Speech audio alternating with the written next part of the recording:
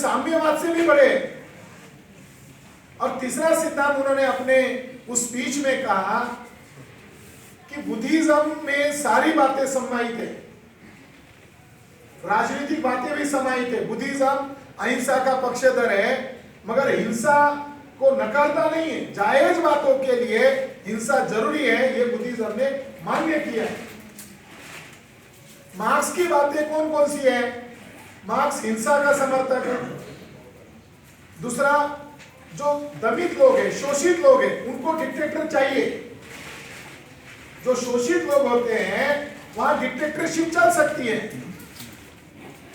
मगर बाबा साहब अम्बेडकर कह रहे हैं कि ज्यादा देर तक आपको राज करना है तो डेमोक्रेसी महत्वपूर्ण है, लोकतंत्र महत्वपूर्ण है। डेमोक्रेसी इंडिया ने पैदा किया है, वंशीकरण संघ ने पैदा किया है। और साम्यवाद के नाम पर भारत में और नेपाल में क्या फैला? साम्यवाद के नाम पर पॉवर्टी इंडिया में भी आ जाए, नेपाल में भी पॉवर्टी आ जाए। बड़े पैमाने पर नेपाल में भी माइग्रेशन होते हैं, बड़े पैमाने पर इंडिया में भी माइग्रेशन होते हैं। ग्लोबल हंगर इंडेक्स में नेपाल भी अव्वल जा रहा है, भारत सबसे अव्वल जा रहा है। भूखमरी में भी इंडिया अव्वल जा रहा है, नेपाल भी अव्वल जा रहा है। तो क्या गड़बड़ हुआ? मार्क्सवाद इंडिया में और नेपाल में विफल क्यों हुआ? अम्बेडकरवाद सिद्धांत के आधार पर कंपैरेटिव कर रहे हैं कि मार्क्स आपको कुछ दे सकता है, मगर बुद्धा आपको सब कुछ दे सकता है।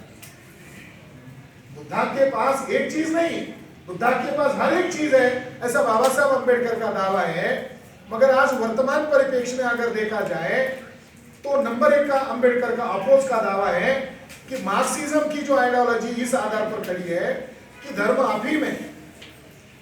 अम्बेडकर साहब कहते हैं, कार्लाइल का उन्होंने उदाहरण दिया। कार्लाइल का एक उदाहरण देकर उन्होंने अपने स्पीच में यह कहा कि सुअर की तुलना दी गई है आदमियों को, यानी उसको खिलाओ, मजबूत करो और काटो और खाओ।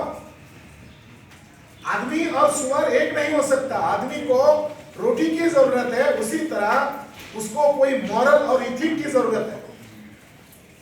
और वो जो मॉरल और इथिक दे सकता है, कौन से इथिक्स? न्याय, समता, समानता, भाईचारा। ये जो प्रिंसिपल है ये केवल और केवल बुद्धिज्म दे सकता है। तो ये कहना अम्बेडकर के लिए, बाबा साहब अम्बेडकर कहते हैं धार्मिक रूप से जो उनका सिद्धांत है, धर्म अफीम की गोली है, धर्म को नशा का दर्जा दिया गया है। तो अम्बेडकर साहब कह रहे हैं ये मटेरियलिज्म है कि आप धर्म को माइनस करो और मॉरल और इथिक्स को माइनस करो। मॉरल इथिक्स क्या होते हैं? आज सबको आजादी है, कौन कौन सा कपड़ा पहन सकता है, खाना क्या खा सकता है। आजादी के नाम पर कोई नंगा भी घूम सकता है, मगर उसका मॉरल इथिक्स उसको अलाउ नहीं कर रहा है। मॉरल इथिक्स समाज में जरूरी है। हर बात डंडे से नहीं हो सकती, हर बात कानून के डर से नहीं हो सकती। कल्चर, मॉरल इथिक्स महत्वपूर्ण है जो बुद्धिज्म ने दुनिया को दिया। तो अम्बेडकर साहब का इस बात के लिए अपोज है कि मार्क्सिज्म कह रहा है कि धर्म अफीम की गोली है। अम्बेडकर साहब कह रहे हैं इसके आड़ में इंडिया में कल ब्राह्मणवाद जिंदा होगा, जैसे आज नेपाल में जिंदा हो गया। नेपाल को ब्राह्मणवादी लोग, कम्युनिस्ट ब्राह्मणवादी लोग हिंदू राष्ट्र कह रहे हैं, जबकि कम्युनिस्ट है। इनका हिंदू राष्ट्र से कोई दूर दूर का संबंध नहीं है। कम्युनिज्म किसने लाया नेपाल में और भारत में? कम्युनिज्म लेनिन, माओ, कार्ल मार्क्स ने इंडिया में नहीं लाया।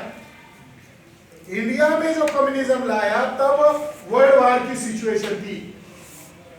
इंडिया में जो अलग अलग इज्म आए, सोशलिस्ट इज्म आया, मार्क्सिज्म आया, ब्राह्मणों ने एक नया इज्म किया गांधीवाद, वो ब्राह्मणवाद का ही रूप था, गांधीवाद। इंडिया में जिसने कम्युनिज्म लाया उस व्यक्ति का नाम है श्रीपाद अमृत डांगे। इज महाराष्ट्रियन ब्राह्मीण, कोकणस्थ ब्राह्मीण, चित्पावन ब्राह्मीण। और उस व्यक्ति का कैरेक्टर ये है कि वो व्यक्ति के कारण डॉक्टर अंबेडकर चुनाव हारे। श्रीपाद अमृत डांगे जो व्यक्ति हैं, ये फर्स्ट इलेक्शन हुआ था पार्लियामेंट का मुंबई में, वो चुनाव के लिए खड़े थे। तो श्रीपाद अमृत डांगे जो कम्युनिस्ट का फाउंडर है, उसने ये रैलियों में भाषण में ये कहा था, अंबेडकर को वोट देने से अंबेडकर जीतने वाले नहीं है, उनको वोट देने की बजाय ये वोट को सड़ाओ। जिसने इंडिया का डेमोक्रेसी को निर्माण किया, उस व्यक्ति को नेहरू तो हराने के लिए तैयार था। नेहरू इज ब्राह्मण, मगर श्रीपाद अमृत डांगे का क्या इंटरेस्ट था? बिकॉज ही इज ब्राह्मण। आज जो थ्योरेटिकल हमारे लोग मार्क्सिज्म को स्वीकार कर रहे हैं, वो मार्क्सवाद में दोष नहीं है, मगर जिनके थ्रू इसका प्रचार हो रहा है, वो उसके थ्रू ब्राह्मणवाद का प्रचार कर रहे हैं। ये हमारे लिए समस्या है। श्रीपाद अमृत डांगे फाउंडर है इंडिया और नेपाल के कम्युनिज्म। 1944 को उनको जेल हुआ, ब्रिटिश पीरियड। उन्होंने किताब लिखी है, गूगल पर भी आपको पीडीएफ फॉर्म में मिल जाए। उनकी किताब का नाम है प्रिमिटिव कम्युनिज्म। यानी वो बहुत आगे चले गए। वो मार्क्स से, दास कैपिटल से आइडियोलॉजी लेना चाहिए था, वो उसको छोड़ दिया। और जेल में जाने के बाद उन्होंने एक नया रिसर्च किया कि मार्क्स के पहले साम्यवाद, यानी मार्क्स की बात का साम्यवाद नहीं है, मार्क्स के पहले का साम्यवाद। तो उन्होंने प्रिमिटिव कम्युनिज्म नामक किताब में यह लिखा कि हम ब्राह्मण लोगों ने वर्ण व्यवस्था निर्माण की, दिस इज साम्यवाद।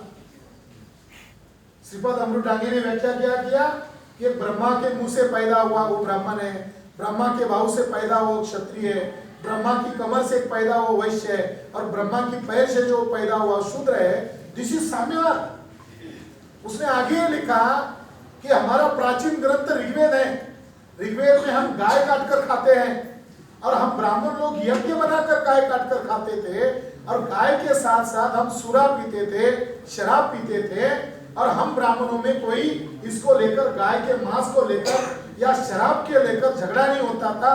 दिस इज साम्यवाद। यानी हमारे लोग जो है रशिया की तरफ देख रहे हैं कम्युनिज्म कैसा है, चाइना की तरफ देख रहे हैं माओइज्म कैसा है, लेनिन की आइडियोलॉजी कैसी है। उधर से हवा नहीं आ रही है हमारी तरफ, हवा आ रही है इधर से, इंडिया से, महाराष्ट्र से, पूना से, बीएचयू से, दिल्ली से।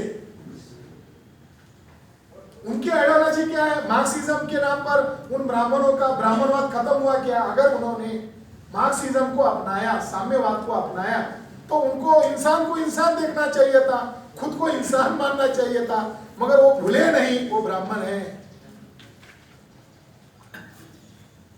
1931, 1930, 1929 को राउंड टेबल कॉन्फ्रेंस लंदन में हुई। अंबेडकर वहां हीरो बन गए, डॉक्टर बाबा साहब अंबेडकर।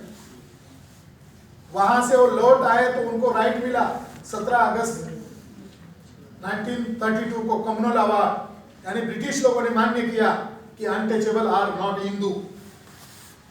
गांधी जी ने अनशन किया और 24 सितंबर 1932 को पुनः पैर थोपा, यानी जबरन उनको हिंदू बनाया।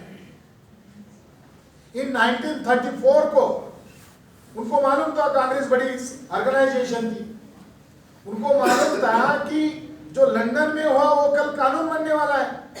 और 1935 को सेकंड इंडिया एक्ट बना, 1937 को फर्स्ट इलेक्शन हुआ। तो कल इलेक्शन करना है तो कांग्रेस कोई पॉलिटिकल पार्टी नहीं थी, कांग्रेस एक मूवमेंट करने वाली पार्टी थी, मूवमेंट करने वाला ऑर्गेनाइजेशन था। तो गांधी जी ने और कांग्रेस के लोगों ने मीटिंग करके एक सोशलिस्ट पार्टी का निर्माण किया। इन 1934 इंडिया में कांग्रेस के लोग जो कट्टर ब्राह्मणवादी थे, उन लोगों ने एक सोशलिस्ट पार्टी का निर्माण किया। और एक दिन पत्रकार ने गांधी जी को पूछा, गांधी जी साम्यवाद क्या है, समाजवाद क्या है, व्हाट इज सोशलिज्म? तो गांधी जी ने जवाब क्या दिया, वर्ण व्यवस्था के अनुसार सभी को रहना चाहिए और निचले जातियों को ब्राह्मणों के खिलाफ विद्रोह नहीं करना चाहिए, और ब्राह्मणों ने मनुस्मृति के आधार पर सभी वर्ण के लोगों को अंकुश लगाना चाहिए। This is socialism. यानी हमारे नेपाल के भाई वो वहां की थ्योरी पढ़ रहे हैं, रशिया की थ्योरी पढ़ रहे हैं, मगर प्रैक्टिकल क्या हो रहा है? प्रैक्टिकल तो वर्ण व्यवस्था का समर्थन हो रहा है, प्रैक्टिकल